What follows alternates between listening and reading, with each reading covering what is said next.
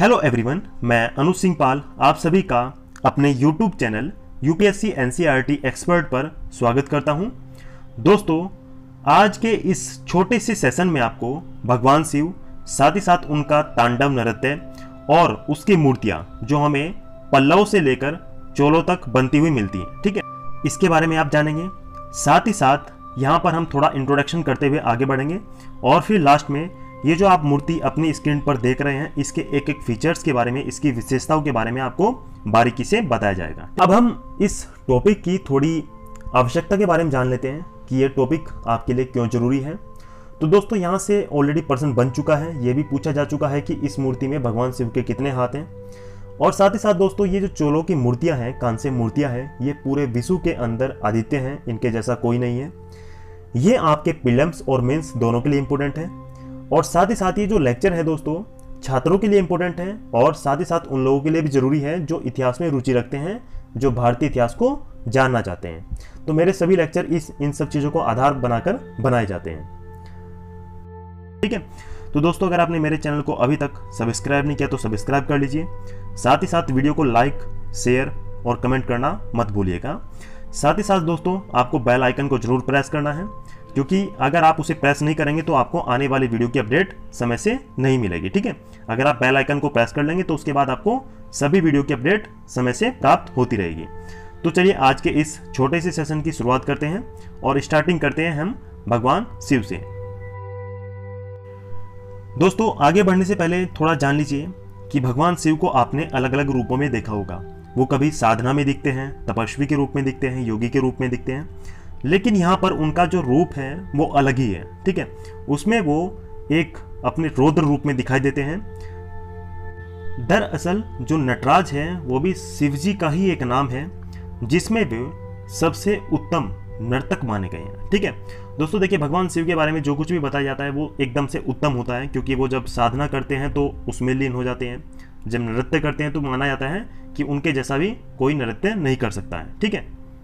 अब चूंकि जो हमारी आज का यह छोटा सेशन है, इसका उद्देश्य है ये जो मूर्ति है नटराज की, इसका विश्लेषण करना, इसकी विशेषताओं को जानना। तो देखिए, नटराज के रूप में नृत्य करते शिव की सुप्रसिद्ध प्रतिमाओं का जो विकास हुआ वो चोल काल में हुआ। लेकिन अगर इनकी शुरुआत की बात करें तो दोस्तों, इनकी जो शुरुआत है वो 7वीं से 8वीं शताब्दी के मध्य में पल्लव काल में पहली बार बनाई गई थी, ठीक है। नटराज की प्रतिमाएं हमें 3 प्रकार से बनी हुई मिलती हैं।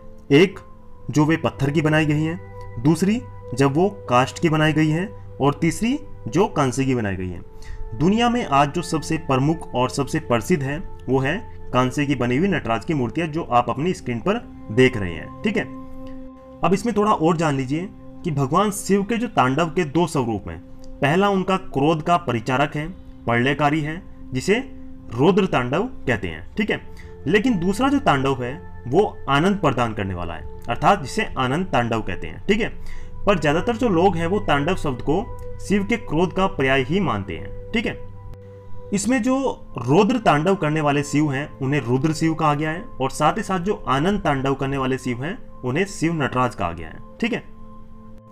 इसमें शिव भगवान को ब्रह्मांड युग यानी जो वर्तमान विश्व के अंत तक जोड़ा गया है, ठीक है। और उनकी यह जो तांडव नृत्य की मुद्रा भी हिंदुओं की जो पौराणिक कथा है उसी के प्रसंग से जुड़ी हुई है, जैसा कि इसमें बताया गया है कि जो पौराणिक कथा चिदंबरम है उससे जुड़ी हुई है, ठीक है। इसमें भगवान शिव अपने अनन्य भक्त के दृष्टि जगत में सदा इस नृत्य मुद्रा में उपस्थित रहते हैं, ठीक है।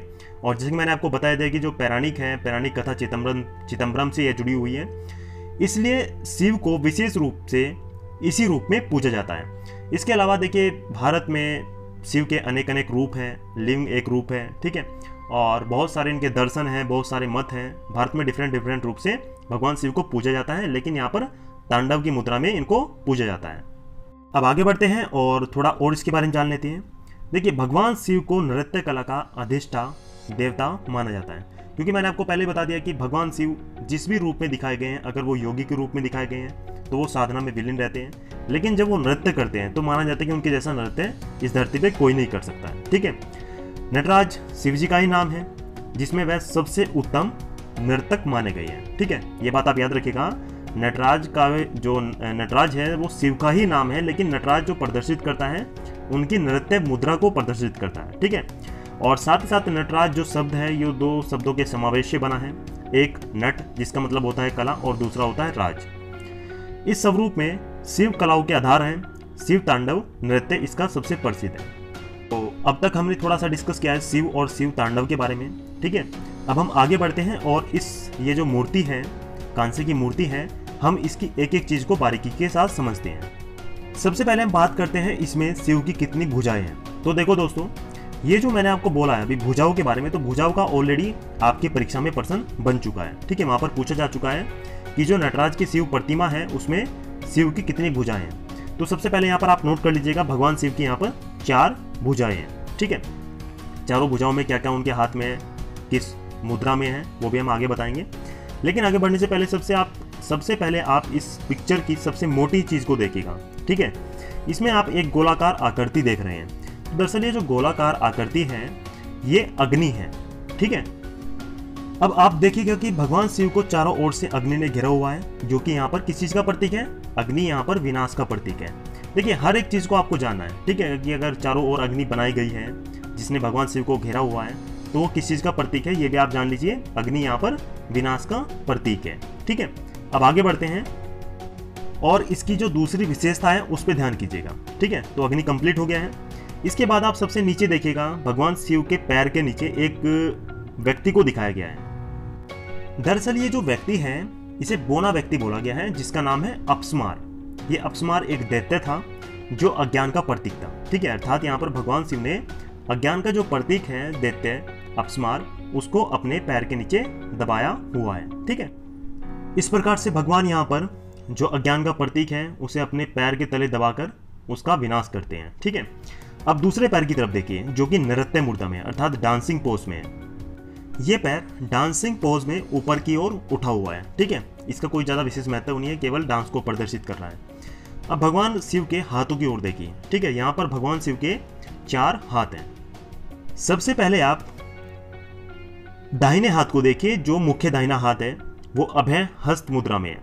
दरअसल इस मुद्रा का मतलब होता है वो आशीष दे रहे हैं, ठीक है। जब हम आशीर्वाद लेते हैं तो जो आशीर्वाद पोज होता है, ठीक है, वही मुद्रा यहाँ पर दिखाने की कोशिश की गई है और दिखाई गई है कि भगवान शिव यहाँ पर अभय मुद्रा में, अभय हस्त मुद्रा में है, ठीक है। इसके अलावा इनके दूसरे हाथ को देखिएगा, ठीक दाहिनी ओर ही, उस हाथ में डमरू है और डमरू भी इस प्रकार से दिखाया गया है जैसे वो वादन कर रहा हो, ठीक है, जैसे डमरू बज रहा हो। इसके अलावा जो डमरू है वो भगवान शिव का सबसे प्रिय वाद्य यंत्र भी है। ये भी आपको याद रखना होगा, भगवान शिव हमेशा अपने हाथ में डमरू को रखते हैं, ठीक है। और यहाँ पर ये जो नृत्य कर रहे हैं तो साथ साथ डमरू को भी बजा रहे हैं, ठीक है। अब हम बात करते हैं इनके दूसरे हाथों की तरफ, जो कि इनके बाईं ओर है, ठीक है। तो दोस्तों जो बाईं ओर के हाथ हैं उसमें से एक हाथ देखिएगा आप, जो अभ्यस्त मुद्रा के साथ जुड़ा हुआ है, ठीक है। अर्थात जो डांसिंग पोज में हाथ पहुंच जाता है, तो सेम वही चीज दिखाने की कोशिश की गई है। लेकिन साथ ही साथ आप एक दूसरे हाथ को देखेंगे जो अग्नि को टच कर रहा है, ठीक है। इसमें जो इनके दाएं हाथ है, 2 हाथ है, एक डांसिंग पोज में है और दूसरा अग्नि को टच कर रहा है, ठीक है। साथ ही साथ दोस्तों इनकी जटाओं को देखिएगा, जो भगवान शिव की जटाएं हैं वो पूरी तरह से फैली हुई है, छटकी हुई है, ठीक है, दोनों ओर है। इसमें से क्या है कि इनकी जो जटाएं हैं वो एक ओर देखिएगा आप वृत्ताकार ज्वाला को छू रही है, जबकि दूसरी ओर छू नहीं रही है, ठीक है। तो यही इनकी विशेषता है, आपको बारीकी से जाननी है कि कौन सी चीज कहां पर किसको टच कर रही है। तो आप देखेंगे कि इनकी जो जटाएं हैं वो अग्नि को टच कर रही है, ठीक है। भगवान शिव के जो लहराते हुए सर्प कुंडलिनी शक्ति का घोतक है यहाँ पर, ठीक है, शक्ति का प्रतीक है। और साथ ही साथ यहाँ पर ये इस बात की ओर भी इशारा करते हैं कि ओम शिव में ही निहित है, ठीक है, क्योंकि आप एक ओम आकार भी देख रहे हैं। तो इस प्रकार से ये जो पूरी एक मूर्ति है ये दरअसल पूरी दुनिया के अंदर, न केवल भारत में बल्कि पूरी दुनिया के अंदर सबसे अधिक प्रसिद्ध है, जो चोलों की कांस्य प्रतिमाएं हैं, ठीक है। और दोस्तों देखिए इनको बनाने का जो पैटर्न था, क्योंकि पहले जो मूर्तियां बनाई जाती थी पत्थर की और लकड़ी की, उसमें बड़ा टिपिकल होता था, ठीक है। अगर पत्थर की मूर्ति है, हाथ बनाएंगे तो कैसे बनाएंगे, ठीक है, वजन के कारण टूट जाएगा। ये इतनी बारीकी के साथ, जितनी सुंदरता के साथ बनाई गई है, आसान नहीं होता था। लेकिन बाद में जब धातुओं का प्रयोग होना शुरू हुआ, ये किस प्रक्रिया या फिर किस माध्यम से बनाई जाती थी ये भी आपके लिए जानना जरूरी है। दोस्तों ये जो पूरा पैटर्न होता था, बनाने का प्रोसेस होता था, तो इसे बोला गया है लुप्त मोम प्रक्रिया, अर्थात इंग्लिश में कहे तो लास्ट वैक्स प्रोसेस इसको बोला गया है। ठीक है, इसमें क्या होता था कि एक सांचा बनाया जाता था, उसमें मोम से एक आकृति बनाई जाती थी, उसमें ऊपर से एक छेद छोड़ दिया जाता था नीचे से मोम के लिए। ठीक है, ऊपर से वो लोग गर्म धातु को डालते थे, नीचे जो मोम था वो पिघल कर बाहर निकल जाता था। तो इस प्रकार से ये बाद में, ठीक है, एक पूरी सुंदर सी मूर्ति हमें बनी हुई मिलती थी। इसको और अधिक सुंदरता प्रदान करने के लिए, इसकी शाइनिंग बढ़ाने के लिए बाद में वो लोग छीनी और हथौड़े से भी इसकी, ठीक है, सफाई करते थे। इसके अंदर जो आप चमक देख रहे हैं ये बाद में लाई जाती थी। तो एक पूरा पैटर्न होता था, ये भी आपके लिए इंपॉर्टेंट है कि इतनी सुंदर मूर्तियाँ कैसे यहाँ पर बनाई गई। ठीक है, तो दोस्तों मैंने इस पूरी जो कांसे की मूर्ति है इसकी एक एक चीज़ आपको बता दी है, कैसे बनाई जाती थी। ठीक है, और इसकी विशेषताएं और साथ ही साथ एक एक प्रतीक किस चीज़ को प्रदर्शित कर रहा है ये मैंने आपको बता दिया है। अब दोस्तों एक बार पुनः से ये जो छोटा सेशन इसको समाप्त करते हैं, और समाप्त करने से पहले मैं आपको बताना चाहूँगा, रिक्वेस्ट करना चाहूँगा कि अगर आपने मेरे YouTube चैनल को अभी तक सब्सक्राइब नहीं किया तो सब्सक्राइब कर लीजिए।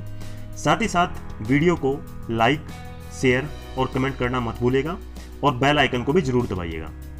और साथ ही दोस्तों अगर आपको कोई भी टॉपिक जिसे समझने में असुविधा आपको हो रही हो तो आप मुझे कमेंट बॉक्स में बता सकते हैं, मैं उस पर भी आपके लिए छोटी छोटी वीडियो लेकर आता रहूँगा। ठीक है, इसके अलावा जो सुबह के टाइम पर हमारी लाइव सेशन चल रहा है, लाइव क्लास चल रही है, तो कंटिन्यू चलती रहेगी। ठीक है, उसका पैटर्न चेंज नहीं करेंगे, लेकिन जो छोटी छोटी वीडियो का माध्यम है इसके माध्यम से हम एक एक टॉपिक को यहाँ पर कवर करते रहेंगे। ठीक है, तो अगली वीडियो में आपसे मिलेंगे।